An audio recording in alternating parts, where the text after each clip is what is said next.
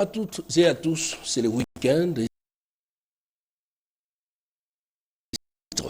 Des maisons comme si elles étaient construites sur des pilotis, que non, elles sont simplement au-dessus des rivières et construites anarchiquement, obstruant ainsi les passages de l'eau qui coule. L'opération démolition se poursuit dans la capitale. Les propriétaires de ces maisons, parfois partagées entre douleur et résiliation, on en parle dans un instant dans ce journal. Ils sont proches de la ligne rouge. C'est au mois de novembre prochain que prendra fin la décision des magistrats réservistes édition 2022. Au cas contraire, ils perdent leur qualité de magistrat. Ces derniers lancent un cri d'alarme et réclament leur nomination ou encore reconduction de la décision. Message à suivre également dans un instant dans ce journal. Bienvenue à tous. Tout d'abord, le compte rendu du dernier Conseil des ministres présidé par le chef de l'État Félix-Antoine Tshisekedi.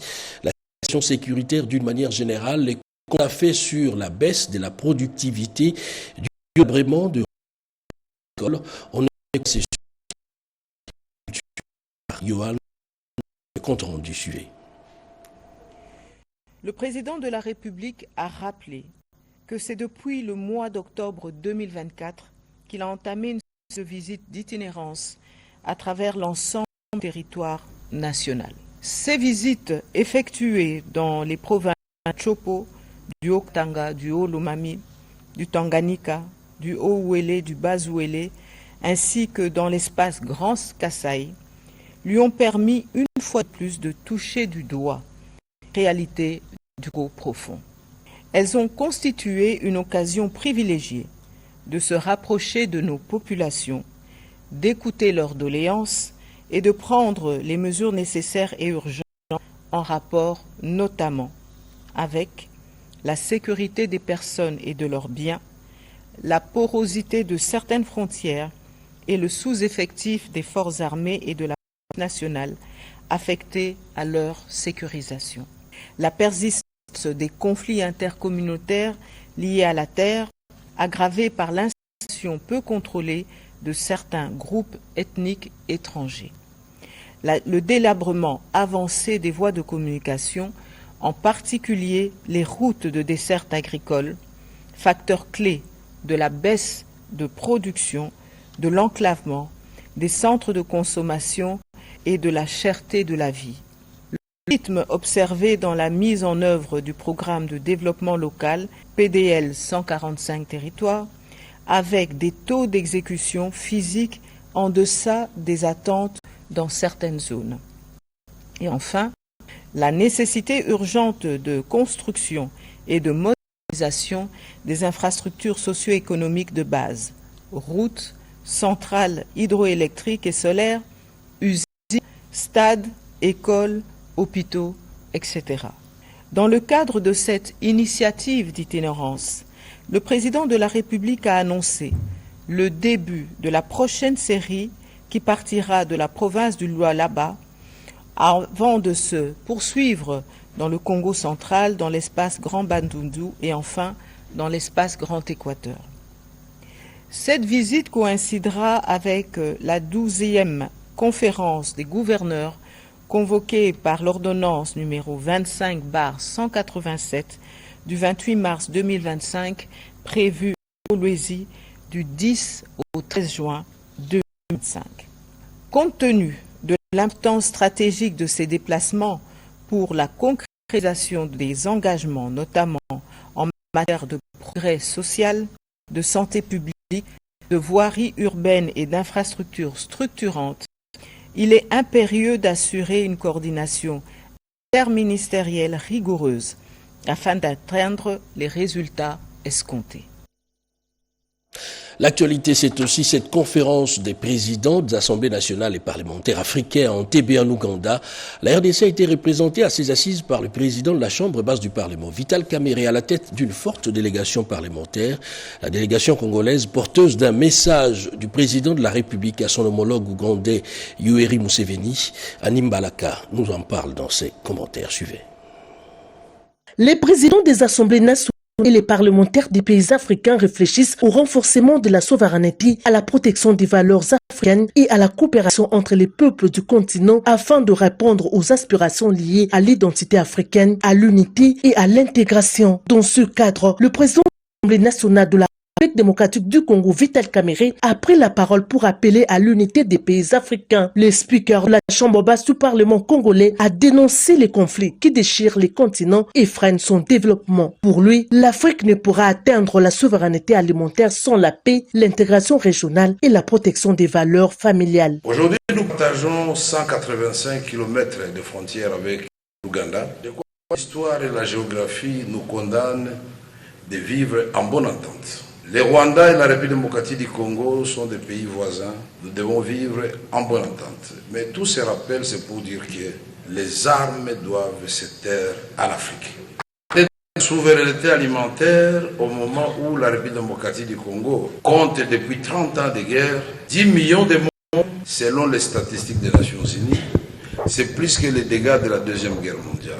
Vital Kamerhe a souligné que la RDC, sous la direction du président Félix-Antoine Tshisekedi Tshilombo, est pleinement disposée à s'inscrire dans la dynamique du rétablissement d'une paix durable sur les continents, ainsi qu'à promouvoir l'intégration régionale pour assurer le développement économique des États et atteindre la souveraineté alimentaire de l'Afrique. La conférence se déroule à Entebbe en du 9 au 11 mai 2025. Il s'agit de la 3e conférence interparlementaire africaine sur les défis mondiaux émergents tenue autour du thème vers une charte africaine sur la famille, la souveraineté et les valeurs. Son objectif principal est l'élaboration d'une charte africaine sur la famille, la souveraineté et les valeurs africaines.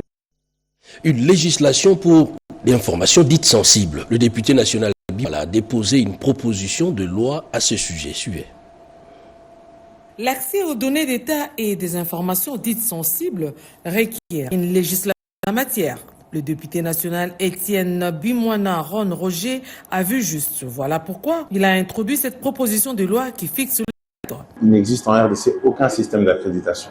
C'est-à-dire que des personnes non habilitées peuvent participer à des réunions pourtant très sensibles. Des réunions où c'est des informations vitales. Donc la proposition de loi vient répondre à cette problématique en instaurant un régime clair du secret défense avec un système de classification en 3 étapes, partant du confidentiel, secret défense et top secret défense, afin de mieux protéger nos informations.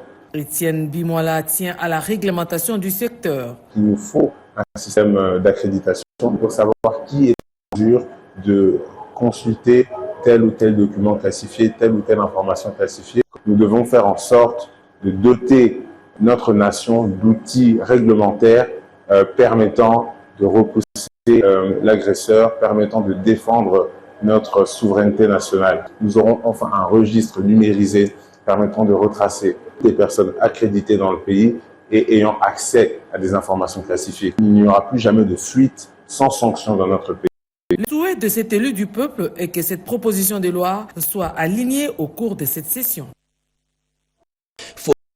De la RDC, on n'en parle pas à Kinshasa, mais à New York, à la 20e session du Forum des Nations Unies sur le forêt. Et les ressources naturelles de la RDC serait-elle une solution ou encore une réponse au changement climatique? Élément des réponses dans ces commentaires de Chimène Dondo. Pour la première fois, la République démocratique du Congo est au cœur de discussions environnementales aux Nations Unies à New York, dont l'initiative du ministre d'État en charge de l'environnement et développement durable, F. Bazaiba Massoudi. Le pays a organisé un événement parallèle en marge de la 20e session du Forum des Nations Unies sur les forêts qui s'est tenue du 5 au 9 mai 2025. Forêt et tourbières de la RDC, solutions naturelles et réponses au réchauffement climatique. Le thème du forum. Il y aura élection parmi les membres non permanents du Conseil de sécurité des Nations Unies. Nous avons procédé aussi au plaidoyer de la RDC. C'est que nos forêts, nos ressources naturelles rendent au service de l'humanité. Nous avons droit donc à être dans cette instance mondiale de prise de décision, que beaucoup de pays viennent nous soutenir pour que nous puissions y être. Et on ne parlera pas seulement de la RDC, nous parlerons de tout le monde. Nous, de notre part, on a la protection des forêts et de la biodiversité, tandis que les communautés attendent le développement. On travaille avec les communautés, nous avons obtenu des résultats extrêmement intéressants au niveau de la biodiversité. de la conservation des forêts.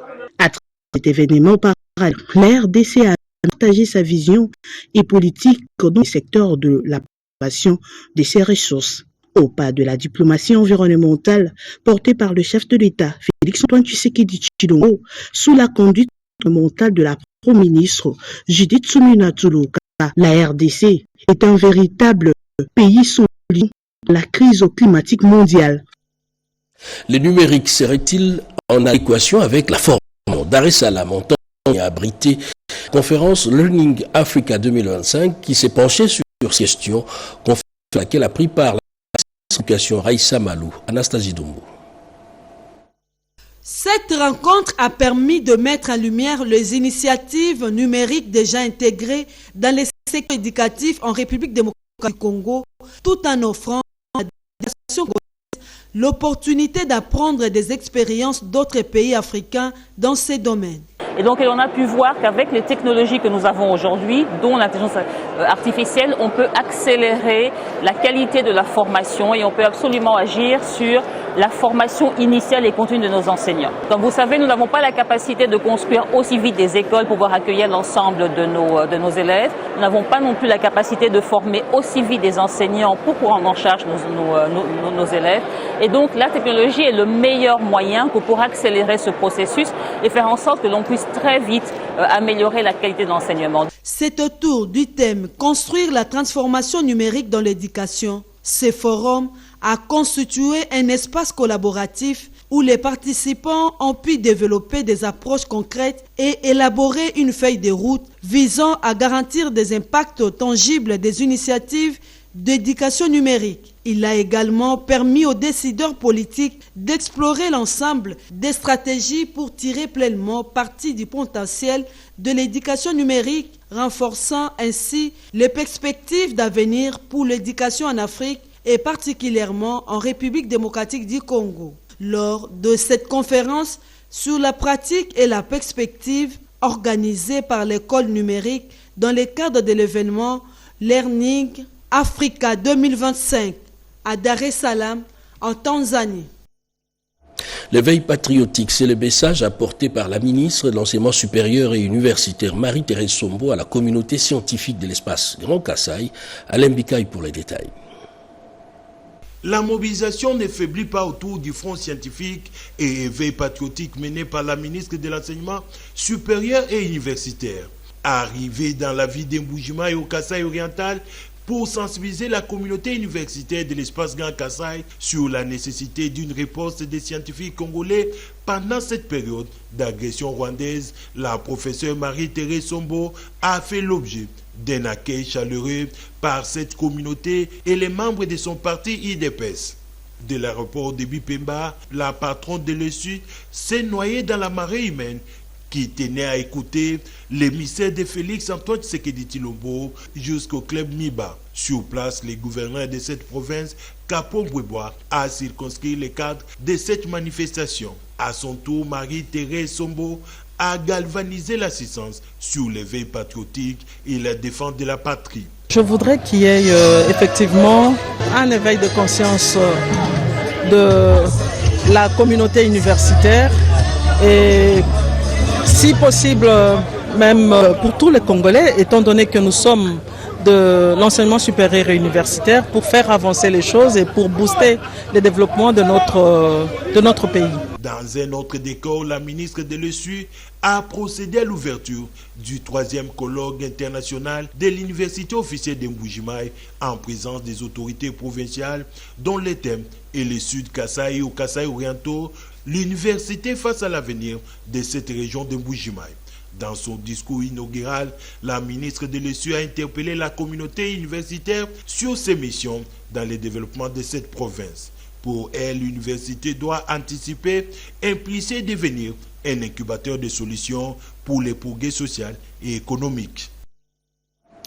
Le réseau Babel International a initié une conférence sur la présence, notamment l'apport des femmes dans le cercle de prise des décisions. C'était ici à Kinshasa. On en parle avec Chimène Kamoka.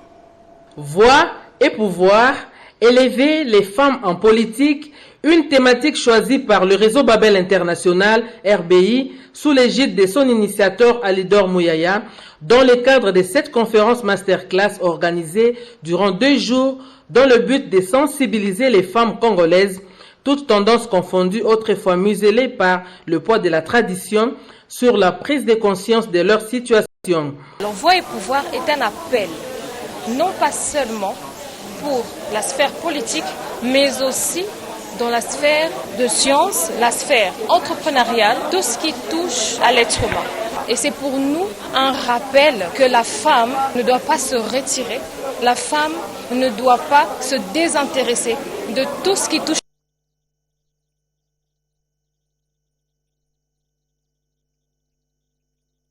Toutes nos excuses pour ces problèmes techniques. Autre chose à présent, il redoute de franchir la ligne rouge. 883 magistrats réservistes risquent de perdre leur statut d'ici le mois de novembre. Sur la liste des réservistes pour 3 ans, ils veulent qu'on puisse soit reconduire la décision prise, soit une nomination si possible. Ils lancent ici un cri d'alarme. Mehdi Tchala. Ils sont au total 883 magistrats réservistes. Ils ont participé au concours de 2022 et ont réussi. Le président du Conseil supérieur de la magistrature, Dieudonné Kamoulé Tabadibanga, avait signé alors une décision les gardant sur une liste de réservistes pour 3 ans. Plusieurs contingences ont fait que leur liste risque la caducité car en novembre prochain, la durée va s'estomper. Au nom du collectif de ces réservistes, dont nombreux sont venus des provinces, la coordonnatrice du collectif de ces candidats magistrats contrôlés et en ordre, mais non nommés lors de la session 2022, Kiaka Eloy Maria en appelle au chef de l'État, magistrat suprême. Son Excellence, Monsieur le Président de la République et chef de l'État, étant un père, qui est ce père qui supportera de voir ses enfants dans une situation horrible, pourtant le père est vivant? Qui est ce papa qui supportera de voir ses enfants pleurnicher et demeurer sans solution? Nous vous prions d'écouter nos cris d'alarme. Nous n'avons pas où aller, cher papa. C'est pourquoi nous nous recourons à votre sens d'humanisme et à votre serviabilité pour nous secourir et apaiser le cœur de plus de 883 filles et fils du pays, tout en répondant à une nomination et ordonner notre formation au même moment que c'est récemment nommé par vous, le 1er avril 2025, nous sommes de la même promotion. Il fera bientôt 3 ans que nous toquons dans toutes les portes sans solution. Notre solution ne viendra que de vous. L'exploitation minière dans le Congo central, on n'en parle pas assez, mais il s'agit ici d'un véritable vivier. Un protocole d'accord a été signé entre le Service géologique national et Kerit Resources, une entreprise de droit congolais. Images et commentaires. La dernière exploitation minière en RDC date des décennies. Ce protocole d'accord signé entre le Service géologique national du Congo, CNGNC, et Kerit Resources vise l'exploitation de nouveaux gisements miniers dans la province du Congo central, tout en stimulant la création d'emplois et le renforcement de l'économie congolaise. Le directeur général du SGNC, Raoul Wanzenga, s'est félicité de voir des Congolais investir dans leur propre pays. Félix Amouna, directeur général de Kerit Resources, s'est dit satisfait de la rapidité avec laquelle l'accord a été conclu avant de saluer le soutien de la première ministre Judith Suminwa qui insuffle un nouveau dynamisme dans l'application des textes réglementaires dans le secteur minier. Sa gratitude au ministre des Mines Kizito Pakabumba pour son accompagnement, tout en rappelant que son entreprise est à 100% des capitaux congolais, une réalité encore peu fréquente dans un secteur où la Belgique, à travers le musée des Tervuren, détient plus de cartes que la RDC. Nous nous sommes approchés de la direction générale pour pouvoir mettre nos ressources en pour exploiter et explorer. Mais ce qui est important, c'est qu'il faut souligner, c'est que nous n'y allons pas en tant que simple faire-valoir. C'est que nous investissons dans l'exploration. Donc nous sommes une société de droit congolais, à capitaux 100% congolais. C'est le vœu qu'émet le chef de l'État. C'est de voir que l'actionnariat privé se mobilise pour pouvoir capter les niches, si on peut les appeler ainsi, les niches de croissance et de richesse. Cette signature officielle met la droite ligne de la vision du président de la République, Félix Antoine Tshisekedi Tshilombo. Où en est-on avec l'électrification dans les zones rurales et périurbaines? ANSER examine et analyse la matérialisation de ces projets avec partenaires. Images et commentaires. Elle a pour mission de promouvoir l'accès à l'électricité et aux services énergétiques dans les zones rurales et périurbaines, dans un contexte où le taux d'électrification nationale demeure plus ou moins faible. Pour ce faire, le national de l'électrification et des services énergétiques milieu rural et périurbain ANSER associe régulièrement les parties prenantes dans la revue et évaluation des projets, question de créer une synergie dans la matérialisation des 10 projets. Les travaux ont déjà commencé. Nous sommes dans des réunions habituelles. Lorsque dans ce genre de projet on travaille, on doit régulièrement revenir chez le client pour discuter avec lui de la bonne marche du projet, notamment des concepts qu'on a et surtout de valider certains concepts, notamment les tests qui sont faits sur le terrain. Donc, les travaux ont déjà commencé. On est dans une réunion d'explication et d'évaluation, d'optimisation habituelle qu'on fait dans ce genre de projet. La vision de l'ANSER est d'atteindre l'électricité pour tous à l'horizon 2050, avec des paliers fixés à 30% d'accès en 2025, 62,5% en 2030 et un accès universel en 2040. Les objectifs portés par l'actuel comité de gestion sous le management de Cyprien Moussimar Ndele. Une réalité difficile à vivre pour les propriétaires des maisons. En tout cas, l'opération démolition des constructions anarchiques se poursuit. Le ministre en charge de la politique des villes était sur le terrain. Les constructions anarchiques, la démolition en cours, les emprises des voies publiques, les embouteillages, l'insécurité sont qui mettent la ville de Kinshasa en charge d'impulser l'amélioration des villes congolaises. Le ministre délégué à l'urbanisme ayant en charge de la politique des villes fait des descentes dans certains coins de la ville capitale. Tengetelito était dans les communes d'Engaliema, Kintambo, Bandalungu et Kasavubu pour évaluation, mais surtout pour faire restaurer l'autorité de l'État. Il y a beaucoup de choses qui ne sont pas prises en considération, que ce soit au niveau de nos agents, au niveau responsabilité aussi une partie des agents qui travaillent au niveau des communes, lorsqu'ils donnent des autorisations, il y a des principes qu'il faut suivre, il y a des étapes. Lorsqu'on construit une maison, il y a des étapes qu'il faut respecter, que ce soit au niveau des textes que c'est prévu. Vous avez au niveau de la RQPEC prévoit autant d'étapes qu'il faut respecter dans le cadre des évacuations des services, que ce soit dans la construction, dans le cadre des affichages, en respectant une police, tout en déterminant la durée des constructions, et puis évidemment la vie de conformité, mais aussi au niveau de la distance qu'il faut respecter. Il n'y a pas de et là j'en appelle aussi au niveau de l'OCUPEC qui ont leur service technique, qui doivent continuer à vérifier et jusqu'à ce que la boucle soit bouclée. Et nous allons proposer des centaines d'agents qui œuvrent dans les communes, dans les quartiers, parce que la responsabilité appartient à tout le monde. Chemin faisant, le ministre fait assistance à l'hospice des vieillards de la commune de Kintambo. On en vient à cette campagne citoyenne dans les secteurs de transport, la campagne Elembo pour le changement des mentalités. On en parle dans ces commentaires de Dichala. Kinshasa cohabite avec l'insalubrité. Des déchets solides s'observent sur toutes les chaussées. Les caniveaux sont obstrués et il y a nécessité d'impliquer la population dans la lutte contre ces fléaux. Yves-Antoine Baki, ambassadeur pour le changement de mentalité et responsable de Elembo, en compagnie de son équipe, a lancé une campagne de sensibilisation citoyenne à l'hygiène publique dans les transports en commun pour, entre autres, responsabiliser chaque citoyen sur son rôle dans la propriété publique et encourager au niveau des quartiers la création des cellules de salubrité sans être exhaustif. Yves-Antoine Baki en appelle au soutien des pouvoirs publics. C'est l'occasion de rappeler aux autorités, et respectueusement au chef de l'État, au gouverneur de la ville de Kinshasa, d'aider la population dans ce genre d'initiatives. Nous avons lancé un programme, une série d'actions. Nous avons déployé 100 hommes pour que nous puissions parler de ce civisme environnemental et organiser les synergies pour que Kinshasa redevienne la plus propre.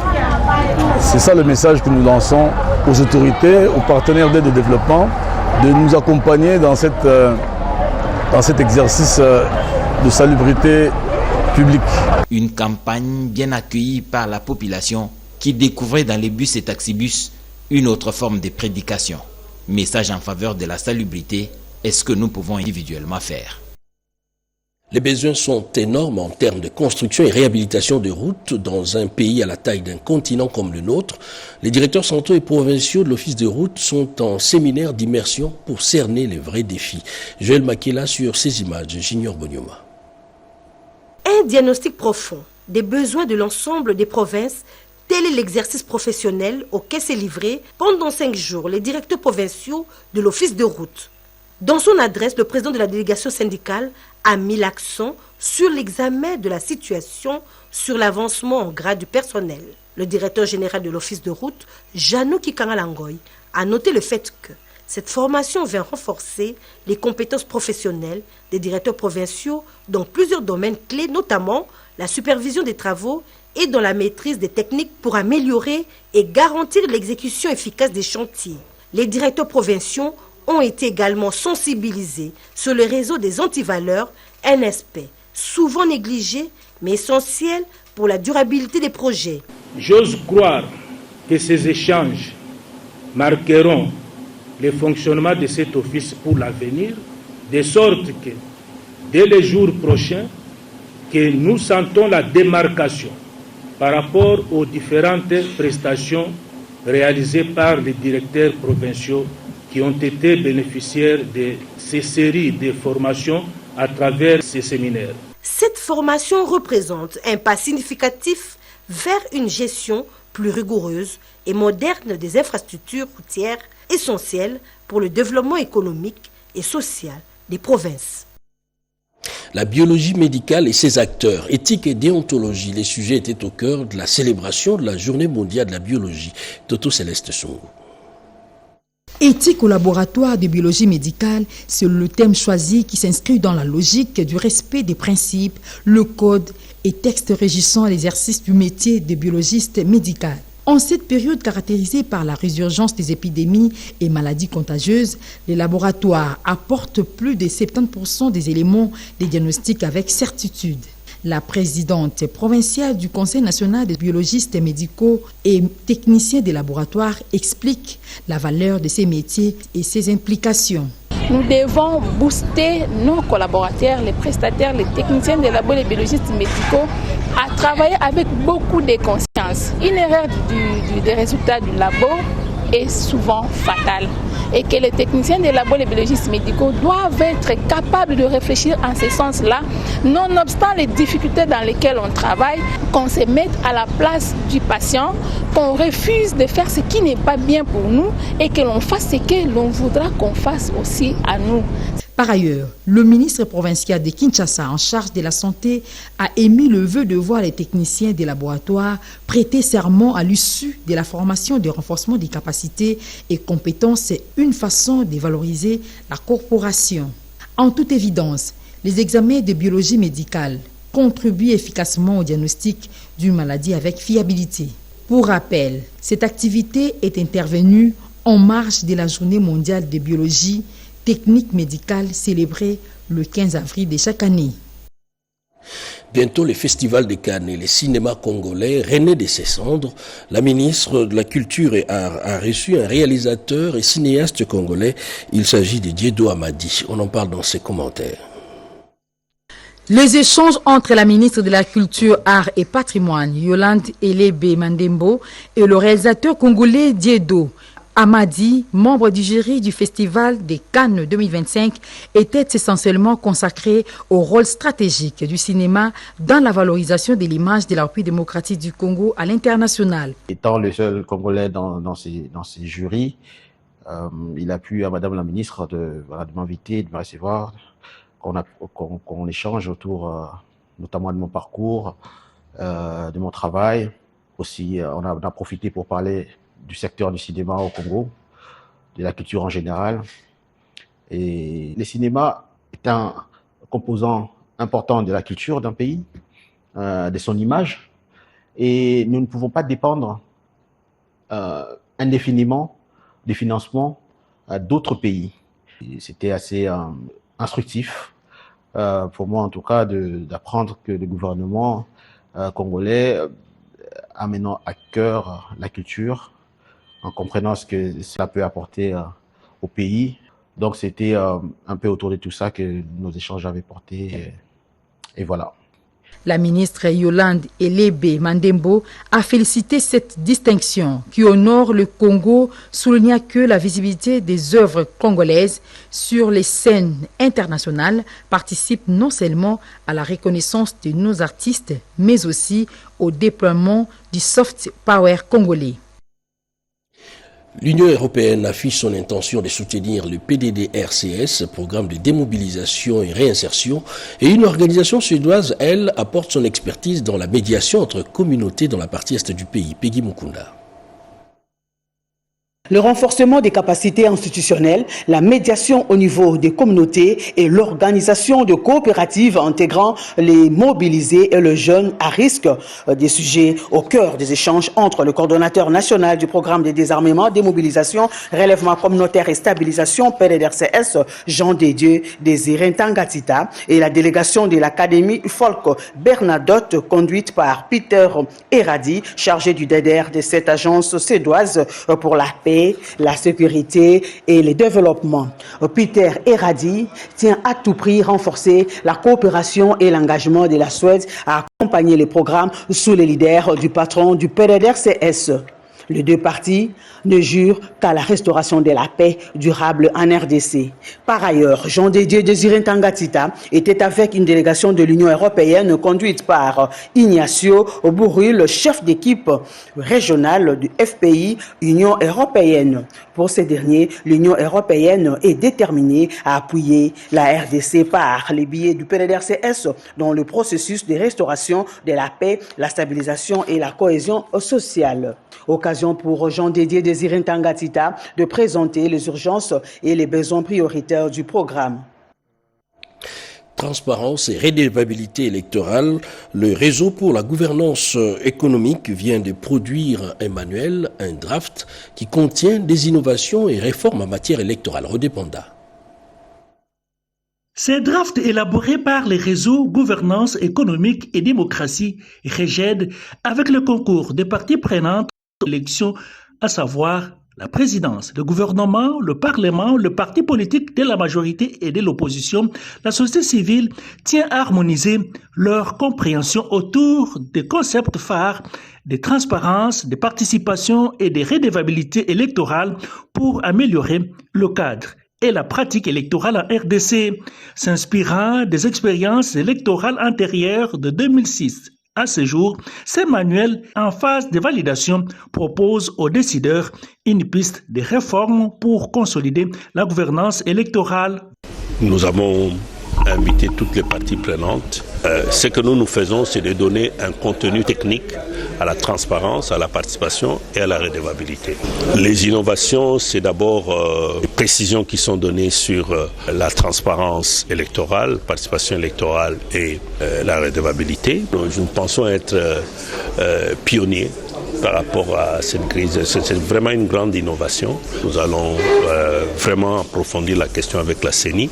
Initiative saluée par la CENI, représentée par le directeur de cabinet du président Denis Kadima. Les participants ont été totalement convaincus qu'en appliquant correctement cet outil servant de monitoring électoral, les futures élections pourront renforcer le climat de confiance et faire gagner la crédibilité. Les REGED continuent à travailler avec la CENI sur ces documents. Réforme, on en parle également au sein de la méga-plateforme politique Union Sacrée. Eh bien, le secrétaire permanent André Mbata a échangé avec le gouverneur de la province du Bas-Ouélé, mais aussi un communicateur de l'Union Sacrée, Thierry Moussenepo. On en parle avec Robert Ndaï. En mission de service à Kinshasa, le gouverneur du Bas-Ouélé, Mike David Mokeni, a discuté avec le secrétaire permanent de l'Union Sacrée de la Nation, le professeur André Mbata Betoukoumé Soumango, des défis et opportunités de développement de sa province. Il s'est dit satisfait du travail qu'a le secrétaire permanent pour le rayonnement de l'Union sacrée de la nation. Quelques insignes de l'Union sacrée lui ont été remis pour la visibilité de la plateforme présidentielle. Nous étions encore venus pour lui témoigner notre soutien indéfectible au chef de l'État, car c'est aujourd'hui lui que nous suivons et nous devons faire en sorte que sa vision puisse être bien comprise auprès de nos administrés. Donc il était important que je puisse avoir des orientations bien claires et précises du secrétaire permanent que je vais ensuite ramener au niveau de la base pour qu'il sache comment l'Union sacrée fonctionne au niveau de notre pays. Le communicateur de l'Union sacrée, Thierry Monsenepo, a lui évoqué avec le secrétaire permanent la situation sécuritaire dans le Maïndombe avec le phénomène Mobondo. Thierry Monsenepo a donné sa vision pour mettre fin à cette crise et les solutions envisagées. Nous avons également discuté avec lui sur les visions de réforme qu'il continue à porter au sein de l'Union sacrée, selon la vision de la haute autorité. Et nous l'avons sincèrement appuyé pour cela, parce que lorsque vous avez une structure politique qui est suffisamment structurée et assise, ça permet que la vision du président de la République puisse être communiquée aux populations. La crise à l'est de la République démocratique du Congo était au centre des entretiens entre les communicateurs de l'Union sacrée, Thierry Monsenepo, et les secrétaires permanents. Aux problématiques de sécurité, notamment pour ce qui me concerne dans la province du Maïndombe, pour ce que vous connaissez avec le phénomène Mobondo, c'est vrai que le gouvernement, via le ministère de l'Intérieur, a pris le problème à bras-le-corps, mais il faudrait aussi des actions humanitaires qui accompagnent.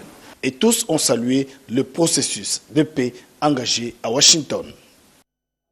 La situation sécuritaire dans la partie est du pays préoccupe au plus haut point les ressortissants des provinces du Nord et Sud Kivu, y compris ceux de l'Ituri, voire même la société civile. Un cadre de concertation a été mis en place. On en parle avec Émilie Kaino et Jean-Pierre Brouaille. La paix s'est construite, dit-on. La situation d'insécurité qui prévaut dans la partie est de la République démocratique du Congo préoccupe au plus haut point les fils et filles du Nord Kivu, Sud Kivu et Ituri. C'est dans le but de restaurer la cohésion, la paix et le développement que les ressortissants de ces trois provinces viennent de créer un cadre de consultation des communautés ethniques du Nord Kivu, Sud Kivu, Ituri et la société civile, en vue de mettre autour d'une table les fils et filles de ces trois provinces et les amener à s'impliquer pour ramener la paix dans cette partie du pays. C'est un cadre qui rassemble les communautés ethniques de la base au sommet. Les communautés ethniques attendent de nous que nous soyons le courroie de transmission de toutes les questions sur terrain vers les autorités. Que nous soyons à contact permanent avec elles sur terrain pour la recherche de la paix. Cette fois-ci, ce ne sont pas les institutions qui vont s'impliquer pour la recherche de la paix, mais c'est toutes les communautés à travers ce cadre qui vont être acteurs de la recherche des solutions pour la paix dans les trois provinces, le Nord Kivu, le Sud Kivu et l'Ituri. Le cadre de consultation des communautés ethniques du Nord Kivu, Sud Kivu, Ituri et la société civile est un fait tiers pour assurer la cohésion des populations ethniques. Objectif, canaliser les efforts des communautés autour de la paix et le développement pour un Congo fort et prospère. 100 jours du gouverneur militaire à la tête de la province du Nord Kivu. Quel bilan? On en parle dans ces reportages. C'est 10 mai 2025, le gouverneur militaire du Nord Kivu totalise 100 jours depuis sa prise des fonctions, intervenu des suites du décès du gouverneur Chirimwa Minkuba Peter, décédé au front Saké en territoire de Massissi. Le général-major Somo Kakule Évariste hérite alors d'une province du Nord Kivu avec 4 sur ces 6 territoires occupés par le Rwanda via ses supplétifs du M23. Parmi ses réalisations, l'on compte la rouverture de l'école d'éducation citoyenne et de la sécurité communautaire de Nyaleke, a indiqué la porte-parole du gouvernement provincial du Nord Kivu, Madame Kamala Luanda Priska. Aussitôt commencé le travail, il a débuté les travaux de modernisation de l'aéroport de Mavivi. Par après, il a lancé les travaux sur l'aéroport de Kigoma à Walikale, les travaux de réhabilitation de routes en territoire de Lubero, le projet d'amélioration en desserte d'eau et électricité de la ville de Beni. On peut également compter les bonnes relations diplomatiques avec l'Union européenne, les Nations unies, la Belgique particulièrement et les pays frontaliers de la province du Nord Kivu. Les dons à médicaments pour le Wazalendo et les FARDC sont également à compter dans l'actif du gouverneur militaire du Nord Kivu. Le chantier aéroport, mais également l'appui à la police nationale congolaise en engin roulant. La liste n'est pas exhaustive. Et dans la province de l'Ituri, sous état de siège, le gouverneur militaire appelle la population à la vigilance. Suivez.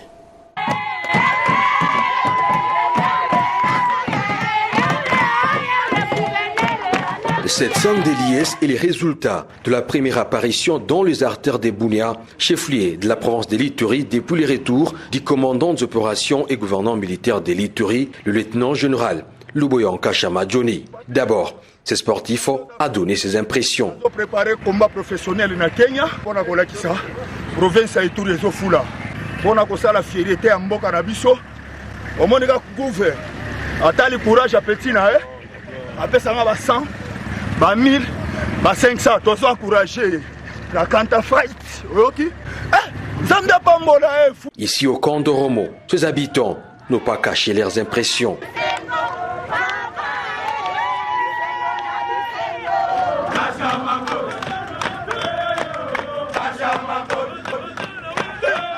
Une autre euphorie à laquelle a fait face les numéros 1 de l'Ituri, c'est ici au quartier Roro, dans la commune d'Mbounia.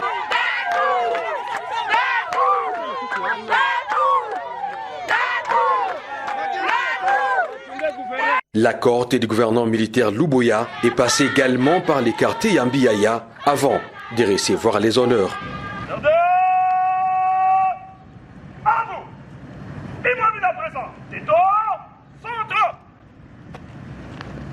Son Excellence, Monsieur le gouverneur de la province de l'Ituri, mon général, à l'occasion de votre visite, la police nationale congolaise est rangée pour vous accueillir et vous rendre les honneurs.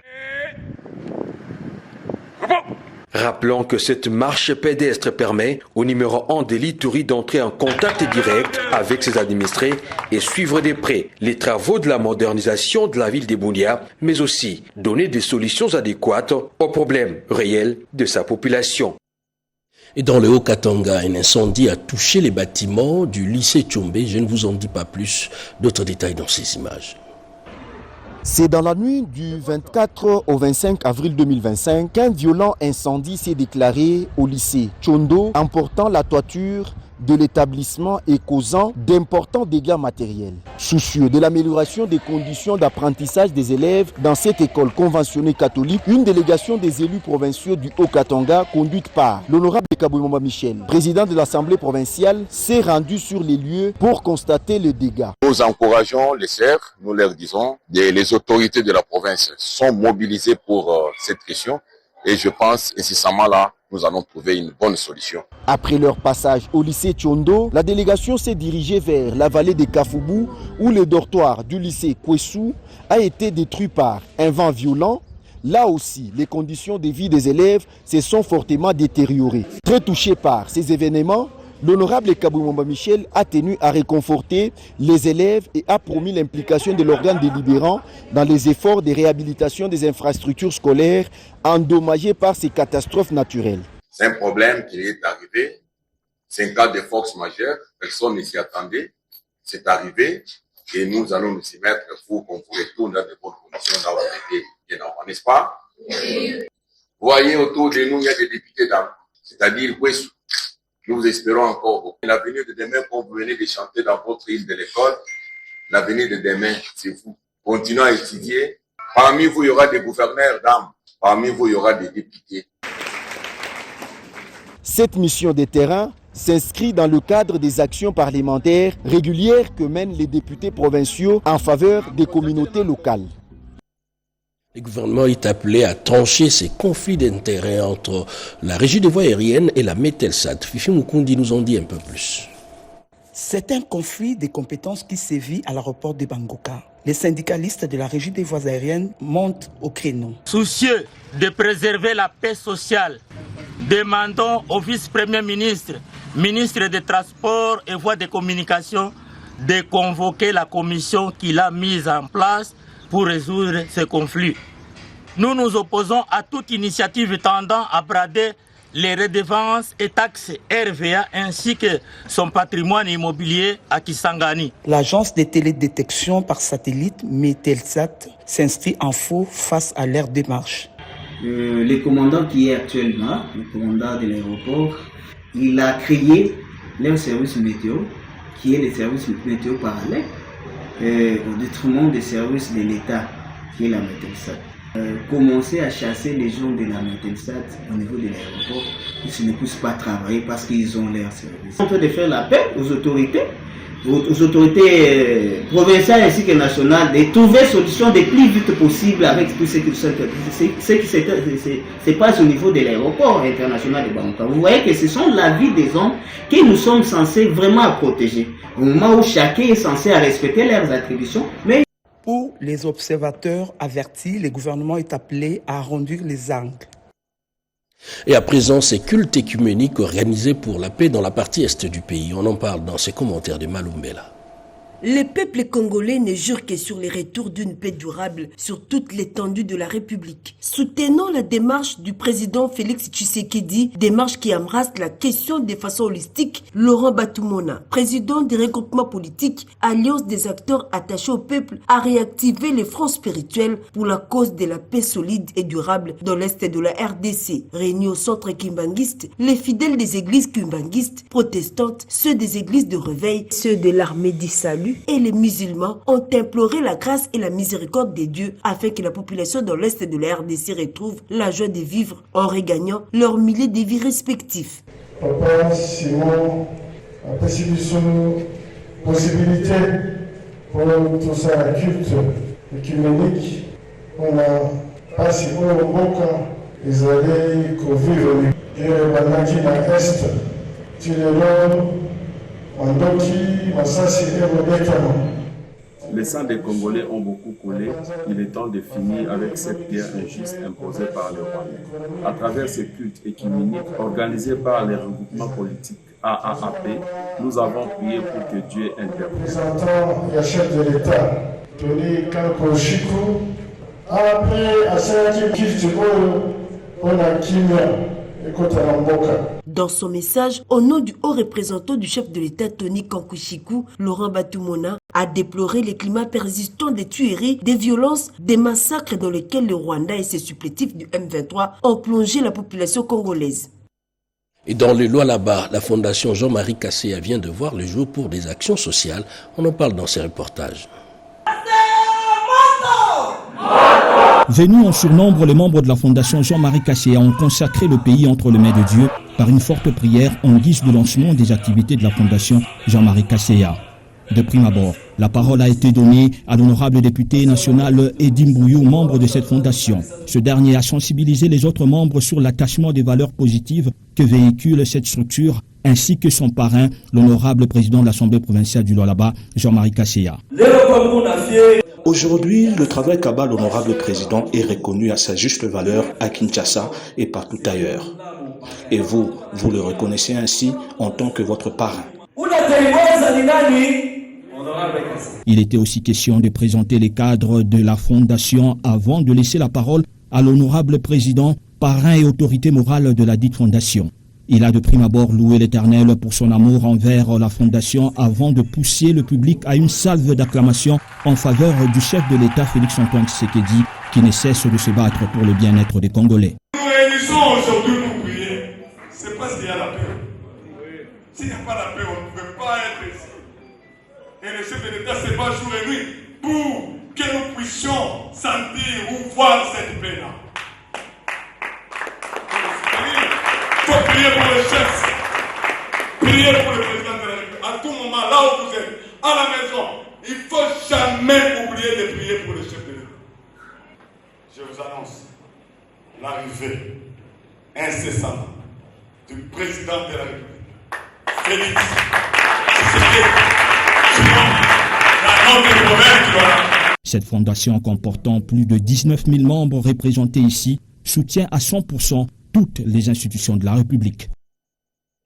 Et voilà, avant de boucler complètement ce journal, tout d'abord, c'est communiqué de l'UDPS, la présidence de l'Union pour la démocratie et le progrès social UDPS invite tous les députés nationaux siégeant pour le compte du parti ainsi que les députés nationaux alignés sur les listes de partis et regroupements de la mosaïque UDPS et qui se reconnaissent encore membres de l'UDPS à une réunion qui se tiendra le dimanche 11 mai 2025 au Kempinski Hôtel Fleuve Congo à Gombe à partir de 18h. Il sera question d'une communication importante sur les enjeux politiques de l'heure. La présence de tous est vivement souhaitée communiquer, signé Augustin Kabouya Chilumba, président ad interim. Et cet autre communiqué nécrologique sur le programme de funérailles de Maman Angélique Anongo Ebamba Moleka, mardi 13 mai, veillée à la résidence familiale à Montfleury, Villa 27, 20h, messe de la veillée, mercredi 14 mai, 9h, arrivée à la cathédrale Notre-Dame Sainte-Marie, 9h30, dépôt gerbe de fleurs, hommage et témoignage, 11h, début de la messe, 13h, départ pour les cimetières de la Gombe, inhumation se fera dans la stricte intimité familiale, 16h, bain de consolation à la résidence familiale au Montfleury, Villa 27.